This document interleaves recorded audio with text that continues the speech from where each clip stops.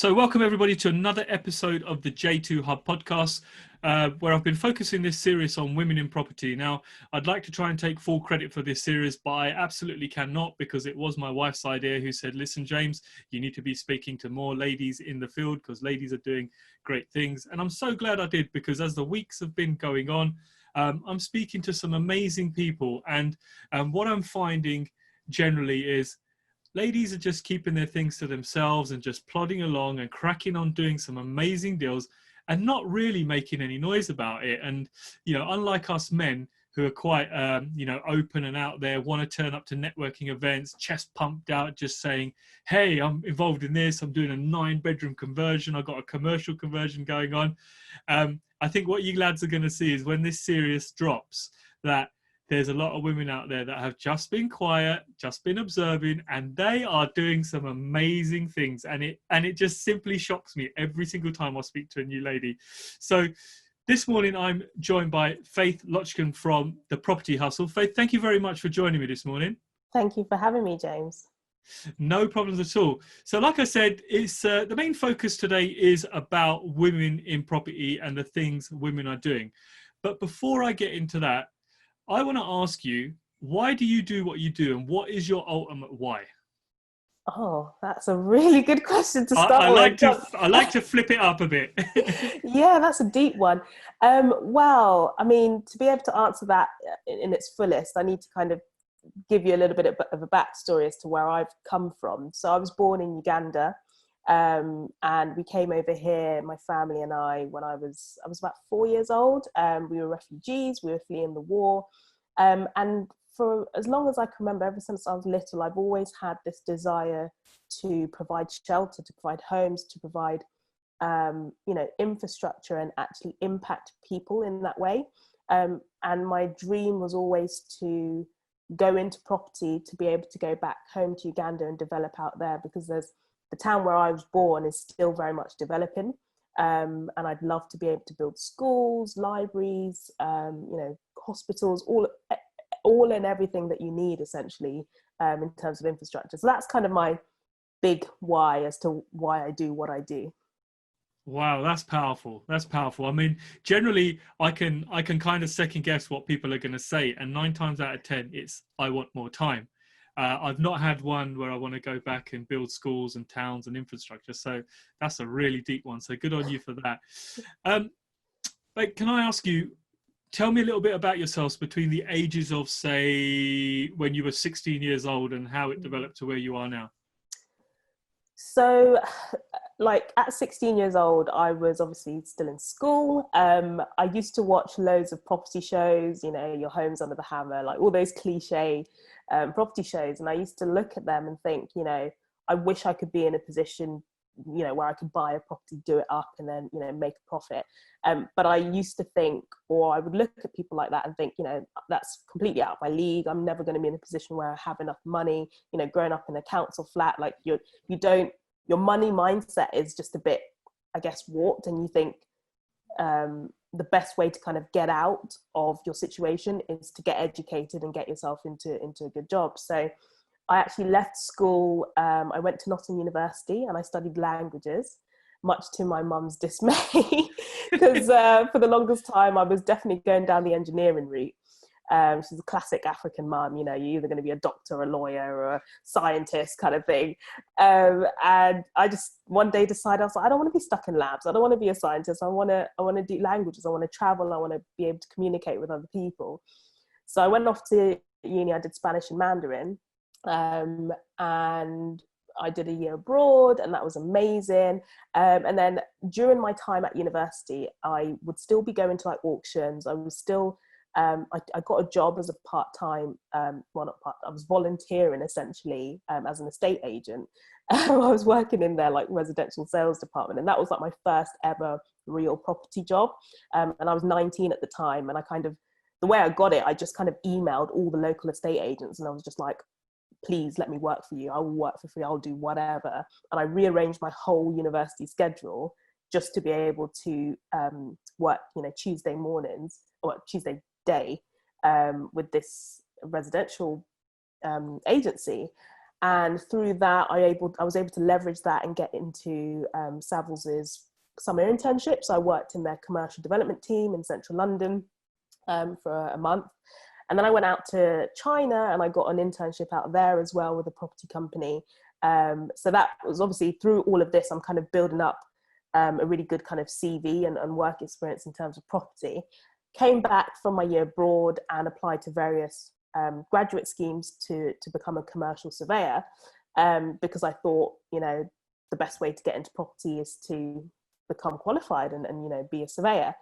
And yeah, I applied to all the kind of big four surveying firms, and that's how I kind of ended up at JLL, where I am at the moment. Wow. A couple of things you said there, number one, I want to pick up on, you said that, you grew up in a council flat and, your mindset on money was kind of very limited. I mean, similar situation to me. I grew up in East London, single parent family, and I just watched my mum hustle. I just watched her work 2 jobs. I lost my dad when I was quite young, so she kind of had to take on most of the responsibility. And you kind of learn some really good things from your parents when you see them in a situation like that. I learned, the essence of hard working from her, but at the same time, it really restricted my mindset on money, because I could see she was constantly saving, only using what she had, and, cutting out coupons and trying to save money wherever she could. Would you say your mindset on money was limited as well due to what your parents were doing, or were you following their mindset on money?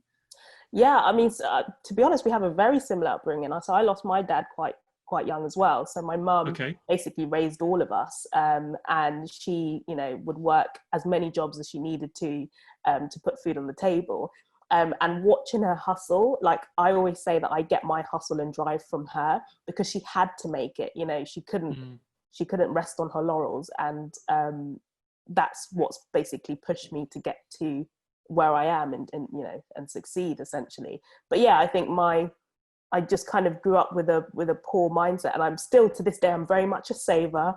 I'm very much I'm very cautious with my money, but at the same time, I'm an investor, so I do take risk. It's a weird one, because I recognize that you have to take risk to get reward and return, but at the same time, I'm like very calculated with the risk that I take in any kind of property venture. So yeah, I definitely, money mindset was limited, and I like, as I've gone through education and teaching myself and learning and getting to where I am in the industry now, I'm very much open to being able to take on investment and not seeing money as a barrier, really. I will now look at deals and bid on deals without even necessarily having all the finances in place, because I've kind of got that attitude now that with good deals you will find the money. No, that's really remarkable what you said there about your mum. I mean, similar to myself, I always say to people that I would say that my mum is probably one of my biggest role models, because I always say to her, I say, Mum, what you achieved with your, limiting resources that you had, and you came over from India in the 1950s, and, you went through some real hard stuff. You went through just some serious amounts of racism. It was difficult for you to get a job. You didn't know the English language, and you've managed to get yourself on the property ladder. You bought a house, you paid that house off, you put me and my sister through university. And I think to try and kind of put that in today's terms, in terms of a monetary value, I said that is pretty damn good going, because that's what most people really just want to do, is own a house and have a decent standard of living. And you've done it. You got the t-shirt, you walk the walk. So for me, she's always been like a massive role model. And I'm starting to think now, I think maybe we need to get our mums on this powerful women series. We do, definitely. I'd love to hear your mum's story, honestly. Definitely get her on. Yeah, she's secretly been joining the Property Duos show on a Thursday. Like, I know I can see her name just there, and she's there just kind of observing in and always having a go at me if we kind of use any bad language. But yeah, no, that might be something for later on down the line. Faith, you talked about you just went out there, you put yourself out there, you rang every single estate agent and got yourself a position, unpaid position. I mean, what was your thinking behind doing that? I just wanted to learn. I recognized that, you know, I'm a language student. Like, what do I know about property apart from watching property shows? So I just thought, if there's an opportunity where I can learn under someone and just get my foot in the door, that will then give me the leverage to then go on and do, you know, paid work experience, which I then did, you know, 6 months later. So it was just, I was just hungry for it, really. Mm-hmm. Mm-hmm. No, that's nice to hear, because I mean, I'm constantly pushing this as well. I say to the younger lot coming up, I say, you've got so many resources. You know, you've got books, you've got great podcasts, you've got great YouTube channels, you've got people openly talking about stuff. And I said, don't forget, the best thing you've got is the ability to just to walk into somewhere and say, look, can I work for you for nothing? Yeah. And most people, any boss who's sensible will probably take you on and use you as a resource within their business. And at the same time, you're getting something very beneficial back in terms of learning and education. But some people, I think, want it too easy and don't realize there is a bit of a, you know, a journey you need to go on to get to where you need to get to. And I think everybody's kind of been on that certain level of journey. Yeah, we're living in that kind of instant gratification world, aren't we? Mm-hmm. People kind of just, you know, want the money to be able to buy, you know, flashy stuff. They're not thinking long term. And to be honest, I don't think I was necessarily thinking long term. I just kind of knew that, you know, I've got nothing to offer by way of skills. So I wasn't expecting to be paid at all. Mm-hmm. That's good you identified that and you know, foot in the door. So moving on, you've now you've got your grad scheme going on. I want to know about your first deal. Tell me about your first deal. How did it happen? Where did you get the money from, and how did it all come together? Oh, so I started at JLL like September 2015, and within a month I was like, right, I need to be investing for myself. I can't just be advising people. I need to also be doing it. So that's when I started looking. And originally I started looking in London, and I was like, after about a few months of looking, I was like, I can't afford to buy it. What am I thinking about? And so then I thought, okay, I had a mentor at the time. And he said, okay, well, what other areas do you know that you're confident in? And I thought, you know what? I was an estate agent in Nottingham. Like, I know the area. I lived there for 4 years. So I might as well look in Nottingham. And that's kind of where I pinpointed my gold mine area, as they say. And I had a friend who was still studying, who was doing their final year at uni. So I paid him to do my viewings for me. Nice. Yeah. I mean, he was learning as well because he was interested in property. So I was like, you know what, you know, do the viewings, I'll pay you. And I think I might have offered him like maybe 10 properties before, like, well, one initially stuck, and then once I got my building surveyor to go around it, he was like, okay, this is going to need a lot of work. So I chipped on the price and lost out on that deal. But I'm glad that I did chip on it, because literally the following week another property came up in the area which didn't need as much work and was actually priced 10 grand below what the other one had been. So I was like, this is a steal. So I offered on that, and at the time I actually only had about 5 grand in savings. So I didn't have enough to actually purchase property, but again, I reached out to my networks, and I was able to get, so my brother essentially was my proof of funds. So he was like, yeah, he sort of sent his, you know, bank account details or whatever. And that, coupled with my mortgage in principle, was enough for me to kind of get the ball rolling. And then the actual conveyancing took about 6 months. So by the time those 6 months were up, I'd already saved the deposit, which was about 17 grand. So that's how it happened. It was literally on a hope and a prayer. Like, I just kind of went for it, because in my mind I was like, okay, if I don't manage to, because obviously exchange is the point of no return, right? So I'm like, okay, I've got between offer accepted to exchange to come up with this money, by hook or crook, I'm going to make it happen. And that's what I did. So yeah, and then 3 years later, it's one of those kind of let and forget properties. I bought it. I spent about 3 grand doing up. So 1,500 of that was on a damp proof course, and then another 1,500 on just light cosmetics, paint walls and ceilings, new flooring in kitchen and bathroom, and then got it let out in a day, because the area is in that much demand, and it's been ticking along nicely ever since. Wow, I love your hustle on it. So you just thought, right, I'm having it. I've only got 5 grand, but I'll just figure the rest out later. Yep, exactly. Wow. Classic Richard Branson, isn't it? Commit now and figure the rest out later. I'm sure you must have been reading that book at the time.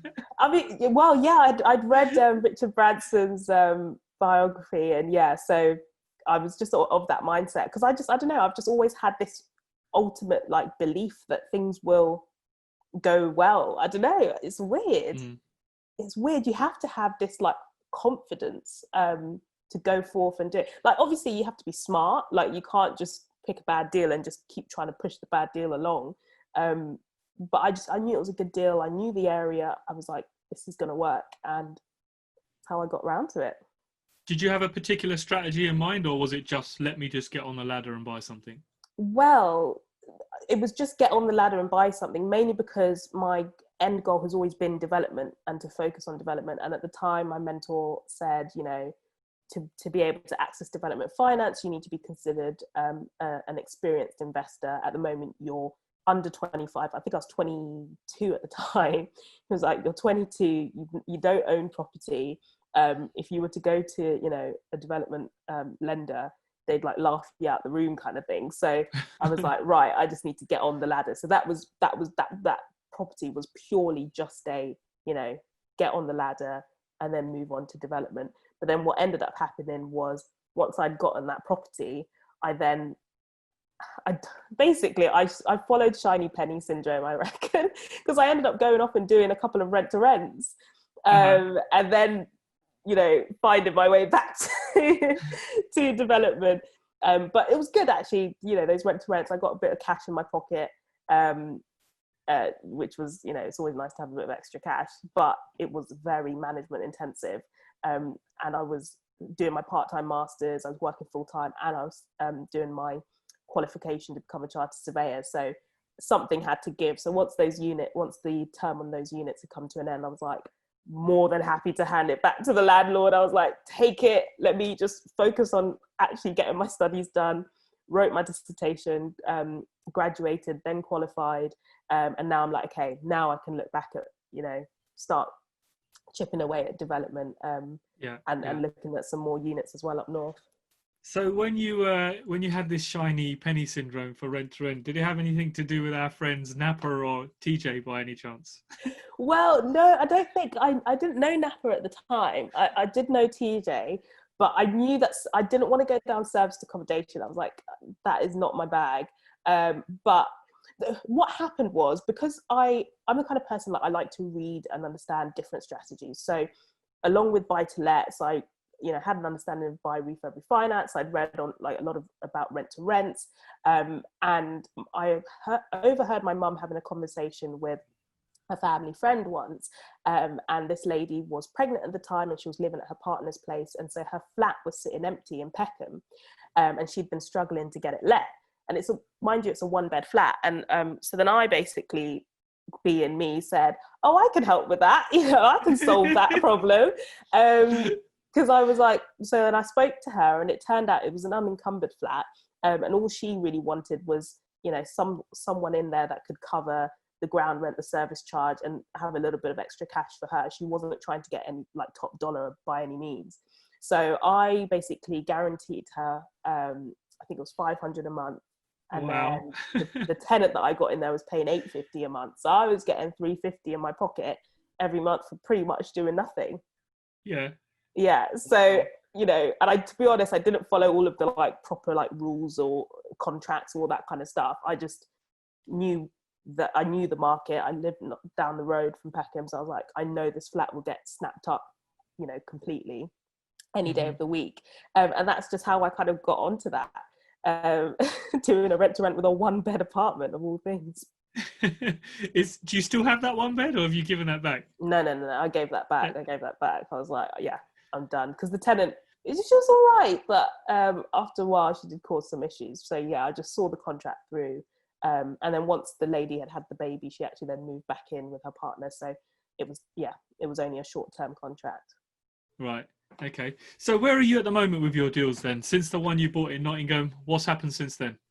So last week, actually, I went to auction to try and buy a property a couple streets over from the one in Nottingham at the moment.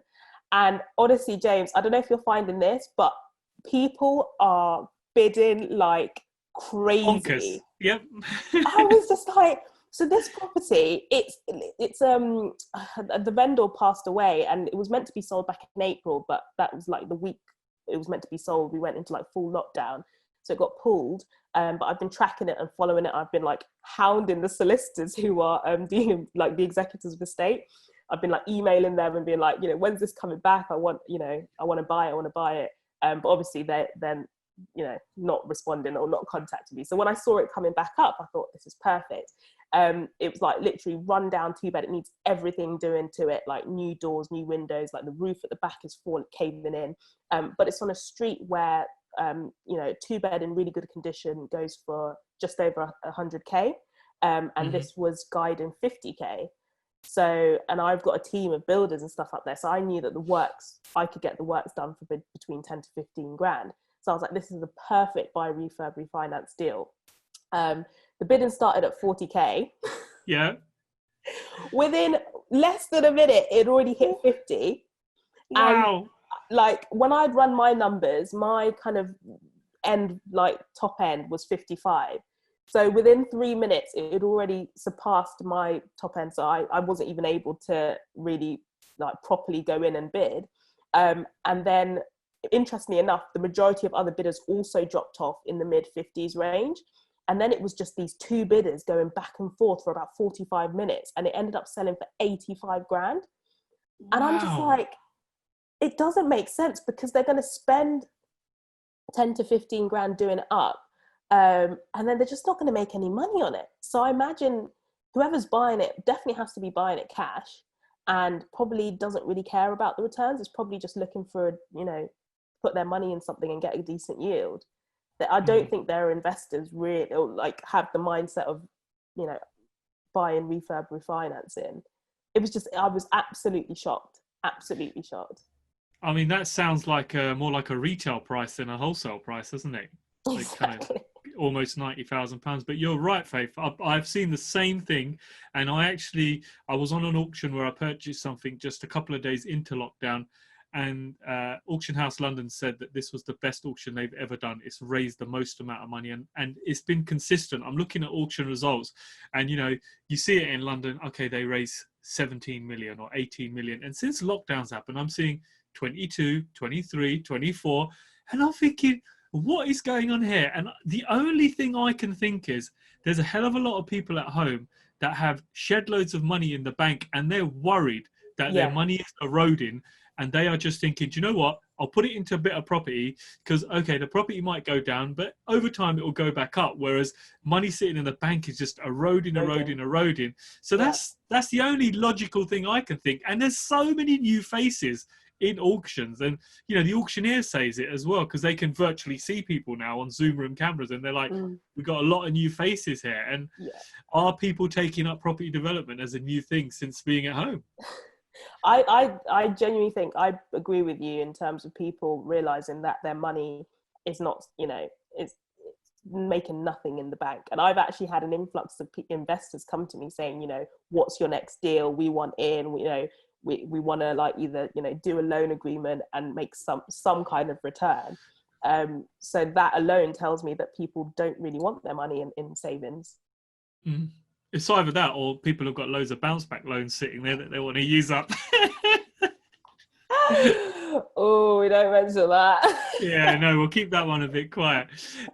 You know, like you say, my latest deal, I've probably paid 25, maybe close to £30,000 over what I would have paid any other time of the day. But again, stock is really scarce, and it's just going way over asking price.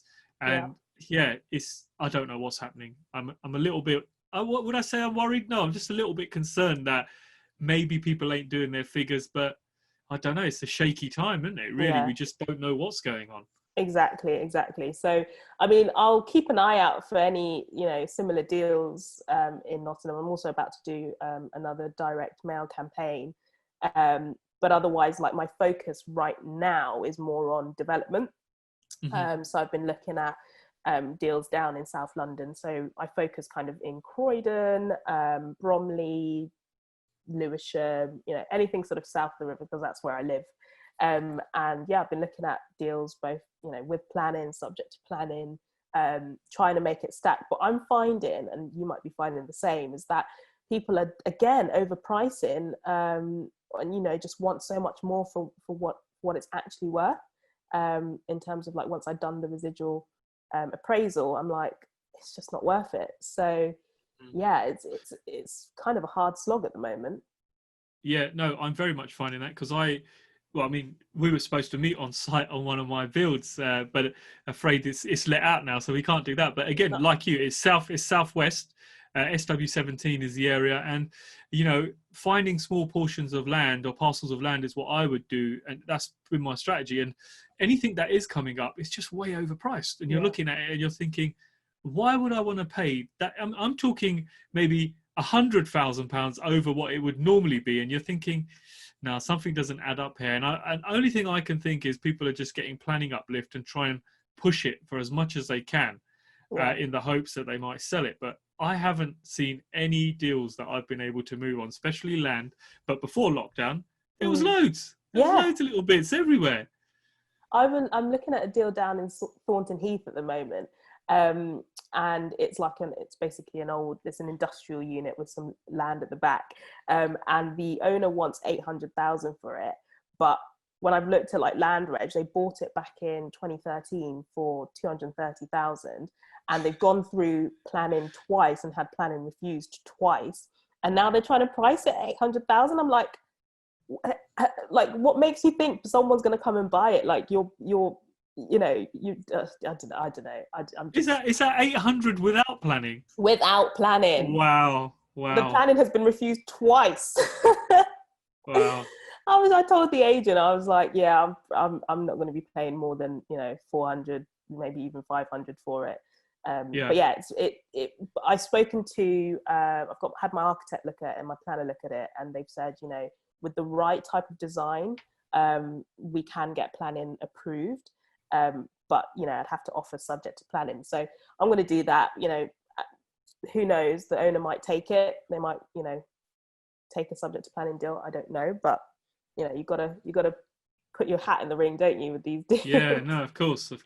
What are your thoughts on new developments and new builds? Because I mean, I had Richard Little on my podcast, and you know, he's developed a hell of a lot of new builds, and he quite openly says that I would tell people to stay away from it. To stay away from new builds and actually building something from the ground. And this is someone who's done 3,000 plus units. Yeah, I mean, I see it in my day job because I'm a development and investment surveyor. So with my clients and stuff, like those who are developing new builds at the moment, there's just a lot of risk. There's a lot of risk, particularly when you start going into the ground. You know, there could be all kinds of things. You know, ground conditions might not be suitable for new builds. There's so much more risk, and like for the amount of time and effort you have to put into it, the profit has to be pretty decent for you to go through sometimes 3 years of hell to get something out of it. So sometimes that's why people prefer to do the smaller buy, refurb, refinances, or lease extensions, or the smaller deals that you can get your capital out within sort of 6 months. That makes for a better business model, in my opinion. If you're going to go down the development route, you have to have a cash flow element to your business. So whether that's you have your rent to rent business on the side that's generating you that monthly cash flow to allow you the time to focus on the longer term development deals. But if you're just purely wanting to go straight into development, it's going to be tough. It's almost as if you've just read my mind there. You know that you said a few things there that really stuck out, like 3 years of pain. I had 2 years of pain, or just over 2 years of pain with my one. Initially first going through planning, that all went through nicely, and then with a dodgy builder who left us with a hole in our pocket. And then little things like, once you get another builder on site, the foundations ain't deep enough, this hasn't been built right, and you're standing there. I remember at one point, I'm a year into this, and all I've got is a hole in the ground full of water, and I could see rats swimming around, and I'm thinking, is this what I've got for? And at that point, we're 150 grand in, and I'm standing there thinking, is this all we've got? And it takes a strong kind of mental state to oversee that and see the end, because like you said, you know, you just getting out of the ground and you can be 100, 200 grand in, depending on what the size of the build is. And it can be very, very painful. And something else you said there, which really stood out, was you need to have a cash flow strategy on the side, because a new build, all it does is zap your money, you know, before you know it. It's like, I mean, we needed a 2-tier system basement tanking done on it because it was a basement build. And I thought, okay, this can't be more than 5 or 6 grand. £17,000, you know, to have it tanked properly, to have a channel drainage system, to have pumps fitted.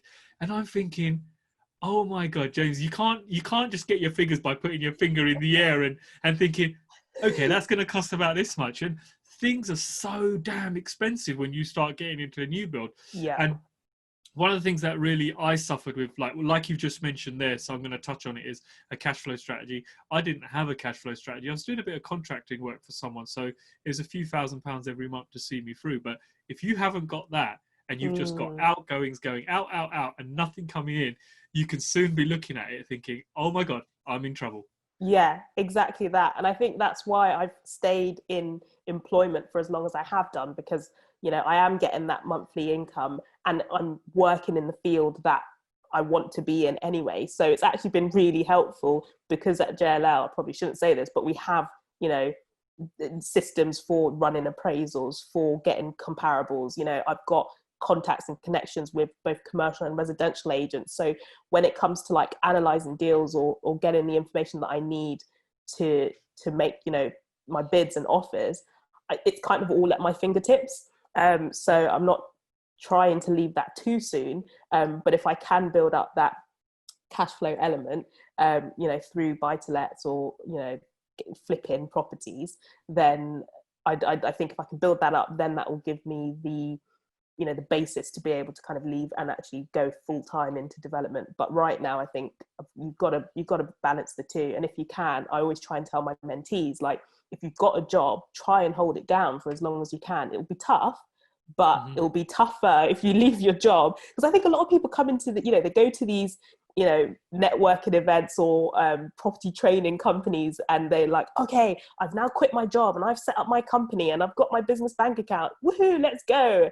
But they've got no, you know, sources of deals coming in. They've got like no, you know, like no savings. You've got to have at least 6 to 12 months worth of money to cover your living expenses, if that's the route that you're going to go down in terms of like leaving your job. So yeah, there's just a lot more to it. And I think a lot of property training companies do it, you know, do people a disjustice in not really painting what the true picture is.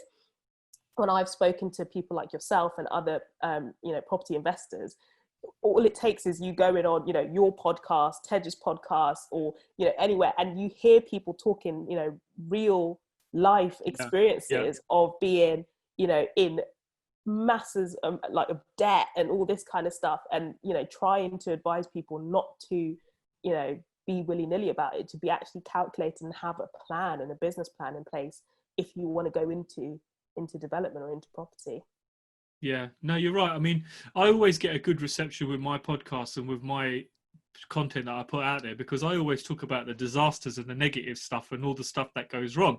And, you know, sometimes even Ted says to me, he goes, James, why don't you post some of the nice stuff on some of the cars you've owned or some of the things that you've done? I said, because that's not the right thing people need to see. No. There's too many people doing that. There's too many people showing the, you know, that classic pose of the watch and the car. You know, you don't, okay, that is all good stuff, but that's not what people want to see. People want to know about a hole in the ground, or foundations not being too deep, or a building being too high, or having to tear a building down. You know, that is the real stuff. That's the raw side that everybody wants to see, or should be learning about property, rather than give us £15,000. You're going to go on a training course. We're going to make you phone every house on Rightmove, and you're going to get one on a rent to rent or whatever scheme, or you know, no money down and all this nonsense. And once you get started and you've been in it long enough, you realise that there's a lot of shysters out there, and it doesn't take long to kind of work out who they are. The ones that make more money from training than they do property. Yeah, no, 100% right. What are your opinions on mentors and coaching? I mean, I've got my strong opinions on mentors and coaching. Let me ask you what you think about them. I think finding yourself the right mentor is very important. I think having a mentor is a good thing. I've had many mentors in my life, and I continue to. Some people don't even know they're my mentor. I message them and be like, can we have a quick call or whatever.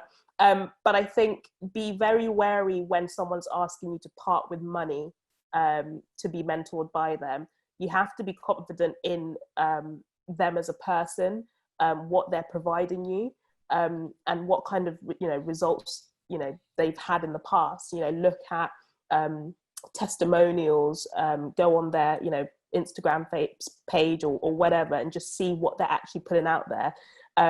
If you're just starting out and you don't have the money, I think there's so much free content out there. I mean, look at your podcast, like every week, Property Duo, J2 Hub, like there's just so much free content that people can swallow up, and books and all this kind of stuff. So I think always start with that first, try and self-educate, and then once you've kind of pinpointed the area that you want to focus in, then find someone who specializes in that particular area that can guide you. And often you will have to put your hand in your pocket and invest in a serious mentor, because I think I've tried to have free mentors in the past, and nothing's sometimes they just kind of go off the face of the earth. They don't follow up on that kind of stuff. But if you're paying someone and they're accountable, and they've got the right insurances and all that kind of stuff in place, that they've got to provide you with a decent service. So that's my opinion. I think mentors can be good, but just be very cautious and sound them out before you jump into bed with one. Yeah. No, I agree with you. I'm a strong believer in mentoring and coaching. I'm one of those people myself who needs to be held accountable, or almost reined in at times, because I'm just going too crazy with stuff. So I have a mentor that I've been working with for about 6 months, and I continue to work with her every single month, and it's great for me, keeps me in check, has really helped me develop systems and processes that I've been bad at. I'm not so necessarily bad at finding deals or doing that bit. For me, it's the whole kind of groundwork stuff of making sure my books are kept up to date, making sure I'm delegating stuff. And so it's been good for me in that sense. And also just generally in life, I mean, over the years, my diet's changed, my physical appearance has changed, and that's something that I really wanted to bring back into control. So I employ the services of a personal trainer, because I know he's going to bust my ass. Simple as. I don't care what anybody says. Without a personal trainer, you will go to most people will go to the gym, but will you train as hard as without one? I mean, when he's there standing over you at 5 o'clock in the morning, really busting your nuts, and you don't want to do it, but if I didn't have this in place, I wouldn't be getting any better. So I'm a strong believer in mentors and coaches for the right things. And, these guys are professionals to help you, and sound them out right, and I think you'll have a great one. Definitely, 100%. Couldn't agree more. Faith, I want to talk to you about gender discrimination. So obviously, construction. Whoa, that was just a diversion. Yeah. So one of the things, back in the days, you'd walk past a building site, you might have construction workers whistling at women and all sorts of nonsense. You go into a kind of merchant, a builder's merchant, there'll be a load of men there generally, hardware shops and all that. Now, you as a lady going into this predominantly man-oriented field, how has it been for you? Have you ever felt any kind of gender discrimination where people have not looked at you in the same light, or made that classic comment, "Oh, here comes a woman. I could see her coming a mile off. I'll charge her this much," or that. Have you had any of that for yourself, kind of going through your journey? I would say definitely. It kind of comes with the territory, and it's really bad. I shouldn't have to say that, but that's kind of, I mean, I don't know. So in the corporate world, I've faced this a lot, particularly in the field that I'm in, capital markets, investment. It's a very much male dominated field. So often if I'm, last year I sold Blackfriars Crown Court. And when I was doing the inspections on that property, I'd go out and meet them on site, these prospective buyers, and it'd be like a large group of 10 men being taken around by this young girl. Cause I turn up in I'm quite, I go to work, we have dressed down, casual type. So I'm there with my boots and my little rucksack. So I literally look like a kid taking them around this like £60 million building. And they're like looking at me like, wait, you're the person we're meeting? You're from JLL? I'm like, yeah, that's me. I'm selling this building. And just things like, sometimes, you know, the words that people use in the workplace, and, you know, the guys will like swear quite profusely, and then they'll turn to me, realize there's a woman in the room, and be like, oh, you know, excuse my language, excuse the French. I'm like, you know, language is language. Feel free to curse as much as you like. You know, it only really looks bad on you, not so much on me. I think that it's those kind of things, the little kind of micro aggression, the unconscious bias more so than anything. There hasn't been any kind of outright, I'm not going to work with you because you're female type of thing. There's sometimes been, particularly if I'm going on development site, there's sometimes the assumption that, you know, I'm the, you know, I've got a partner or something, or a male business partner. They'll be like, oh, so, you know, they'll almost be looking for the guy, and I'm like, no, it's me. I'm the one looking to buy this. And they're like, oh, okay, cool. Like, so yeah, I think once you understand that that's going to be there and it's going to be the case, and then on top of that, like, you know, just on top of being a woman, I'm also a Black woman. So there's, you know, there's that kind of added, you know, pressure or other things on top of that, that you kind of have to navigate life in a slightly different way. And you have to be a bit more, I guess, hard-skinned and hard-shelled to, you know, to be able to just bat away people's assumptions and stereotypes about you and about whether you can afford, you know, the building that you're looking at. I kind of liken it to walking into a store. Like, as a Black person going into a store, sometimes you will be profiled or racially profiled to, you know, if you're going into a relatively expensive store in the West End, people might think, oh, can you actually afford to buy the stuff in here? It's the same thing if I'm going on to a development site that's, you know, going to cost like, I don't know, 1 million land value. People are like, you know, wait, you're the one buying? I'm like, yeah, like, you know, but it's having that confidence. And then eventually I think people realize, and as long as you follow up with, you know, your confidence with, you know, you know your stuff, and you get the bids in, you know, you do the right appraisal, like, people eventually and quickly learn that you know your stuff, and, you know, you're not to be messed with, kind of thing. So yeah, it's tough being a woman, it's tough being Black, but life's tough, you know, you just got to go for it. Yeah. No, wow. Something you said there, that they almost, you know, you, like you said, you walk into a high-end store and somebody might profile you from the way you are as a person. You know, I've had it in the past. You walk into a car garage and it's a relatively expensive car garage, and, you know, I always say, don't judge a book by a cover, because you don't know, like, especially in today's day and age with the, you know, with the powers of Instagram, people are making money in all kinds of fields. You know, you could get an 18-year-old YouTuber who's worth millions of pounds, and he can obviously afford nice things, but somebody might profile him in a certain way because he's wearing a certain type of clothing, or he looks a certain type of way. But I've never really thought about it as in when you go to view properties, that you could possibly get profiled.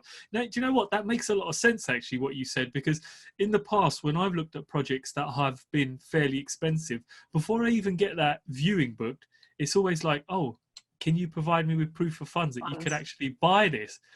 And wow, and you think, you know what, I wouldn't ring you, I wouldn't be wasting my time, you know. And it's always great to see the way somebody's attitude towards you changes when you realize you're good for the money. Exactly. When you send them a bank statement that could cover the purchase price twice or 3 times over, and it's like, okay, and it's suddenly, yes sir, how would you like to do this, sir? We can meet you on time whenever you like, sir. And I think to myself, had I sent you a bank statement that had a minus in it, would you still be speaking to me in the same way? It's mad. Crazy. It's mad how it works. It is mad. It's absolutely mad. Because what's even madder is that you see, you know, our white counterparts not getting the same treatment. Do you know what I mean? So that's what frustrates me often. Like, if it was the same for everyone, then fair enough. But, you know, I've seen people blag their way onto sites, and I'm like, you know, like, I know they're not good for it, or we know. So, for example, at JLL, there's some characters in the market that just always go on viewings, always inspect, and always put in bids, but can never complete on properties. But because they've got you know, the gumption to do so, people just accept them as being able to buy. And that's how they're able to kind of navigate their way through. A lot of it is confidence. Having said that, I kind of did that, didn't I, on my first deal when I didn't actually have all the money. So maybe I'm a hypocrite. Yeah, I was just about to say. Oh gosh, you know, you've got to fake it till you make it, I guess. Well, it's to a certain degree, yeah. I mean, I get the classic that, you know, obviously, if you spoke to me on the phone and, you know, my name's James, you have a conversation with me, you couldn't really tell what my ethnicity is. And when I turn up on site and I'm like, hi, I'm James, and the first thing they look at you is like this, and I always crack a joke, and I'm like, what, am I the wrong colour? And it just breaks the ice straight away. But I've had it so many times in the past where they're like, oh, you're James, but you're an Indian man. And what? What's that got to do with anything? Yeah. Or you get the, oh, you're very well spoken. I'm like, yeah. Why wouldn't I be? Oh, wow. So, a question I want to ask you. So when you decided that property was the field for you and are going to go down it, now, you know, being a black woman yourself and me being Asian, like you said earlier, there's certain things that your parents just expect. If you're not a doctor, accountant, an engineer or a lawyer, you're pretty much looked at, they'll look at you as to say, what? You want to do this? How was it for you when you turned around and started telling, say, family members and maybe close cousins or friends that, hey, I'm in property? How did they look at you and how did they receive that? I think when I told my mum, she was a bit like, oh, like she just had in her mind she wanted me to be something completely, you know, else. So even if I told her I was going to go and be, I don't know, an astronaut, it probably would, she still would have been upset because it wouldn't be an engineer. But I think, you know, there was a bit of skepticism at first because they were like, oh, you know, is there money in property? How do you make money in property, kind of thing? But as I've kind of been documenting my journey through the Property Hustle, Facebook, Instagram, YouTube, like I'm now at a point where people are coming to me saying, how do I get started? I want to invest, or I want to give you money to invest. And it just, the tables have completely turned. And I think the concern, especially on my mum's side of things, was her concern was I wasn't going to be able to support myself because, you know, the property market goes up and down. You know, you never know whether you're going to make money or not, or if the market's going to tank. So I think that was her concern. It wasn't necessarily going to be potentially steady income. But now she's kind of seeing what I'm doing. She's like all for it, like more than happy to, you know, support me. And she loves telling people that, you know, I work in property, or, you know, and all of that. So yeah, I think it's definitely shifted. It's taken a turn. But if I hadn't stepped out and made that decision to go into it for myself, I'd probably be, you know, stuck in a lab somewhere doing some kind of experiment. Wow. As an engineer. Yeah, I say to people, you only have one life, you know, death's fast approaching us all. Yeah. And, you know, you got to do what makes you happy and really just put yourself out there, because there ain't no second chances. I mean, you ain't coming back. Once you're gone, you're gone. So you might as well, you know, do something you want to do rather than do something you actually hate. Yeah, yeah. So sorry, I know you're meant to be asking me, but I was going to ask you, like, what's your kind of end goal or vision with property? I think for me, I want to create something that's generational. You know, I want to create something, as well as the kind of creating time, which I'm doing at the moment by kind of really outsourcing a lot of the things I do to my virtual. I mean, every month I'm taking on a new VA because I've got something else to kind of outsource. But ultimately for me, I want to create some kind of generational wealth where after I've left, it can, hopefully my boys do something great with it. Their boys do something great, or their daughters do something great. And then, you know, several generations down the line, they look at an old picture of James with a pair of headphones on in front of a mic recording a podcast, and they say, that was our great, great, great, great granddad who started this. And he built that house that was flooded with rats, and he never gave up. And they're somewhere, you know, where they're building massive, massive developments, and it's just passing on. And they're doing some really, really good schemes where, like yourself, they're providing social housing, they're providing hospitals, they're building small communities, they're building houses. So I want to light the match, but I hope that they can create that into a massive firework and really explode it long after I've gone. And, you know, somewhere along the line, James is remembered for his podcast and making some silly mistakes as well. I absolutely love that. I think we are very much on the same page. Like, I've always been about creating a legacy, creating that generational wealth, and get, like, you know, being content in the fact that I probably won't see the fruits of my labor, you know, but knowing that future generations will. And that's kind of my end goal in life. Yeah. I mean, me and my wife often discuss this. She's like, "Oh, when are we going to get our nice house? When are we going to do this?" And I said, "Look, it's coming. It's coming." I think we've kind of settled and realised that, look, you know, we may not enjoy all of it, but you know, as long as we get a few holidays a year and we can chill once the boys are grown up, because we had our kids fairly young. I mean, I know when I'm going to be 50, my kids are going to be well into their teens, and I'm quite excited about that, because it still gives me a lot of life to live. But like yourself, I think the fruits of the labor are either going to be, you know, pissed up the wall, excuse my language, by my generations after, or someone's really going to just grow it to something absolutely massive beyond my wildest dreams. Yeah, exactly. That is the hope, inshallah. So I want to ask you something, Faith, lastly. If there's a young lady out there who's thinking, you know, I really want to do this, I really want to get into property, I'm nervous about dealing with, you know, builders, I'm nervous about this, I don't know if I should. If she's umming and ahhing, asking herself, what if, what would your advice be to someone like that, and someone like yourself who's actually gone through it themselves? I find it difficult to advise on these things, because I'm the kind of person that I like to feel the fear and do it anyway. I think if you are scared, if you're feeling, you know, imposter syndrome or anything like that, try something small. Just go to a networking meeting.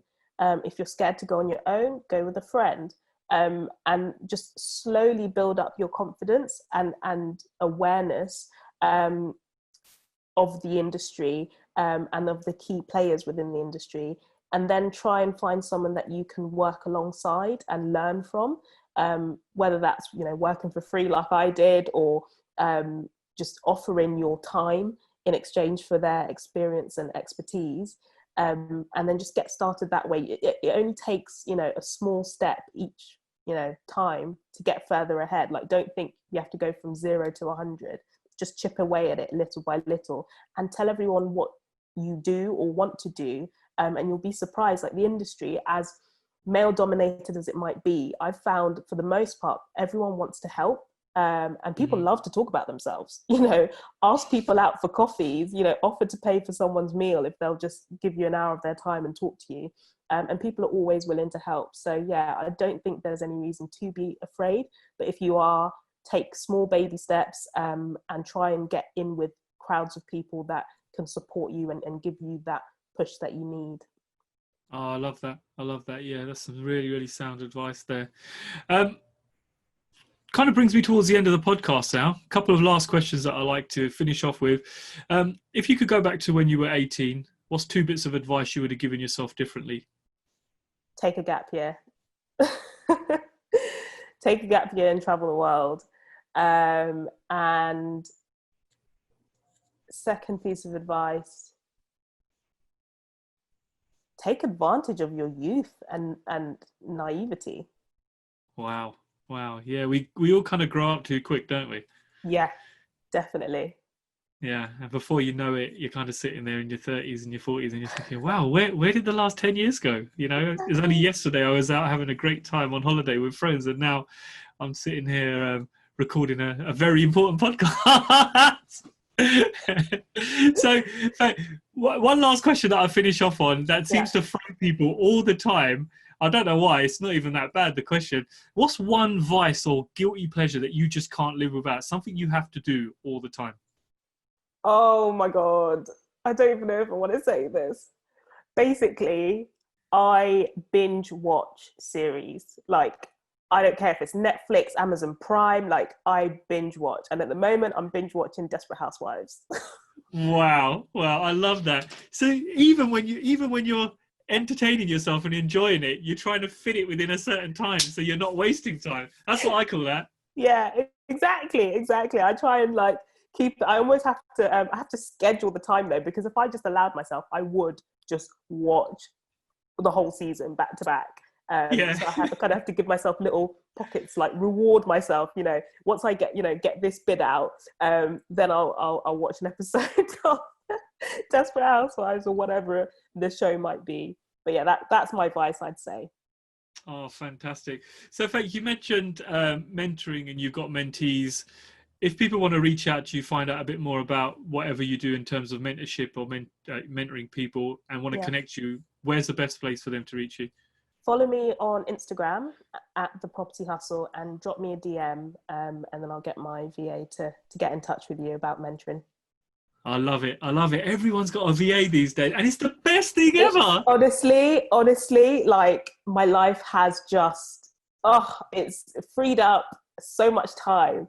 You know, because for a long time I was like, do I need one? Is it really worth it? It is worth it. It is so worth it.